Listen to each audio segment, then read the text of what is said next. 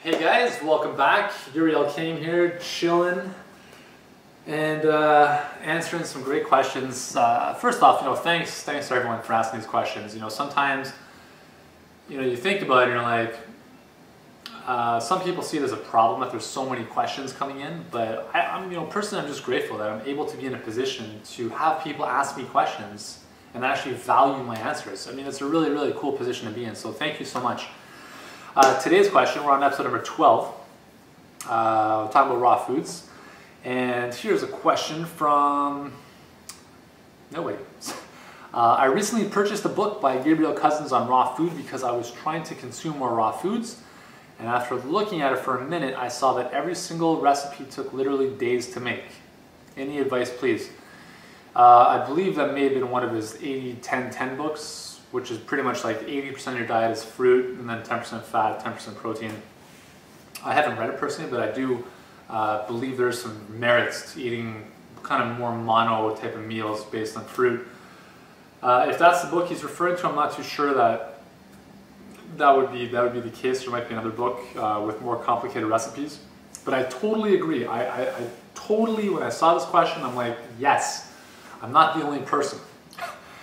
The reason why I wrote Eating for Energy, one of the biggest reasons was that when I was starting to get into raw foods, I bought all these books. I'm like, oh yeah, I'm going to try these recipes and I'm going to feel amazing.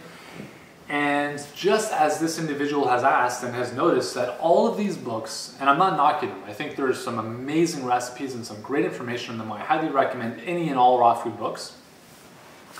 But I think that the recipes take a little bit too long. And what I mean by a little bit too long is dehydrate this for 24 hours, come back, add this for another 24 hours.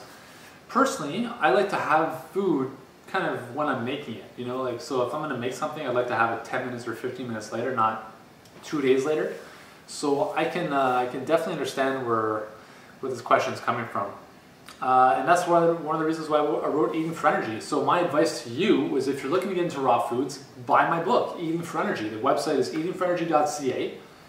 And you'll see that there's 120 recipes that take less than 10 minutes to prepare. And that was kind of my whole philosophy with the book is, aside from the 360 pages of incredible information, if you're looking for reasons why to eat healthier, you're going to get all of that, the science behind it.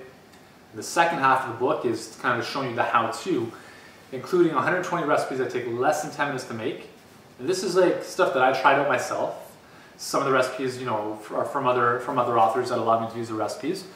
And it's just really fresh foods that taste really good. And I want to surprise the reader to say, hey, you know what? You can actually have an incredible, meal that doesn't have to take an hour to make, that tastes delicious, and that's actually good for you. Tons of great smoothies, over 40 smoothie recipes, tons of amazing raw food desserts. The desserts are very exciting because if you like chocolate, I'm going to show you several chocolate-based recipes, like the chocolate mousse, for instance, which is to die for. It's actually good for you because it's based in cacao, right, which is one of the highest it is the highest antioxidant producing food. So you can actually eat a dessert and have it be nutritious for you. A lot of raw food desserts are very, very healthy because they don't contain wheat, dairy, refined sugars. They're all based in natural foods, and you can actually enjoy them in moderation, obviously, and receive amazing taste and nutrition benefits. So my advice to you is, aside from buying Eating for Energy, is keep it simple. Make a smoothie, a green juice every day, salads, just snack on the go, graze, just get some random, I'll just have a couple apples at a time sometimes. If I'm on the go, I'll just grab some fruits and nuts and seeds with me. I try to keep it simple. I don't like to make things complicated, and I don't think a lot of people do either. So just keep it simple. Go back to basics. You don't have to make these elaborate meals all the time. Just, grab your fruits and veggies, grab some hummus, grab some guacamole. That's a great way to kind of snack throughout the day. And if you want something more substantial, then there's tons of great recipes out there. So that is my advice.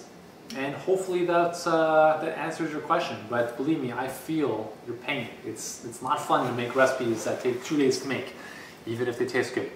So that's all for this episode of Ask Yuri.